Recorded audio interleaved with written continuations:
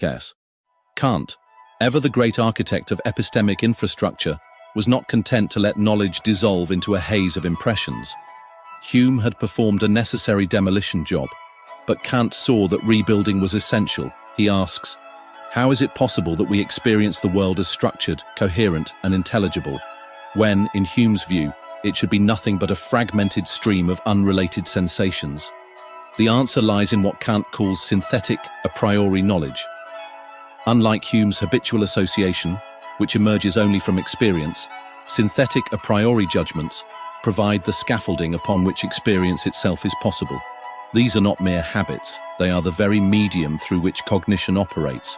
Space and time are not external realities, but the conditions under which any reality can appear to us.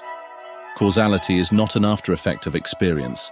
It is the structuring principle that makes experience possible in the first place. Here, Kant is doing something radical. He is shifting the locus of certainty from the external world to the mind's own activity. We do not wait for the world to show us its structure. Rather, our cognition actively organizes the world into a structure that we can grasp. This is the difference between being passively shaped by media and actively engaging with it. Hume left us with a world where causality was an illusion of habit. Kant turns that habit into a condition of intelligibility. The mind, like any medium, is not neutral. It shapes, filters, and structures, and it does so according to principles that are neither arbitrary nor learned, but necessary and universal. The importance of epistemic habits, structuring cognition to resist superstition. If knowledge is a medium, then judgment is its technology.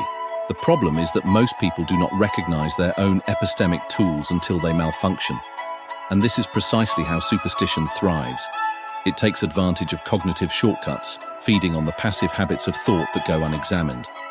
Kant's critical philosophy is not just about correcting errors, it is about training cognition to resist the lure of epistemic passivity.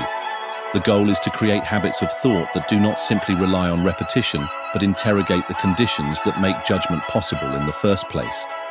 In this sense, real epistemic habits are not like Hume's, a mere accumulation of past experience, but are the disciplined application of reason's own structures.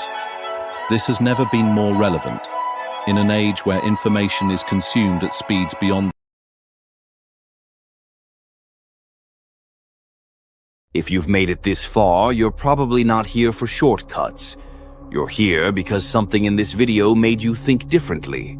On my Gumroad page, you'll find a collection of philosophical documentaries, audio essays, and reflective triggers, all drawn from my published research and years of trying to outthink the system that trains us to repeat. Some are cinematic and immersive, with visuals and narration designed like philosophy noir. Others are sharp, ironic essays that cut through theory with humor and urgency. And some are quiet, personal pieces, confessions from the edge of meaning. What holds them together is simple. No algorithm, no simplification, no fake neutrality. Just philosophy, real, conflicted, unfinished, trying to breathe in the world we actually live in. Go to my Gumroad page, link in the description, and support independent thought that doesn't apologize for going too far.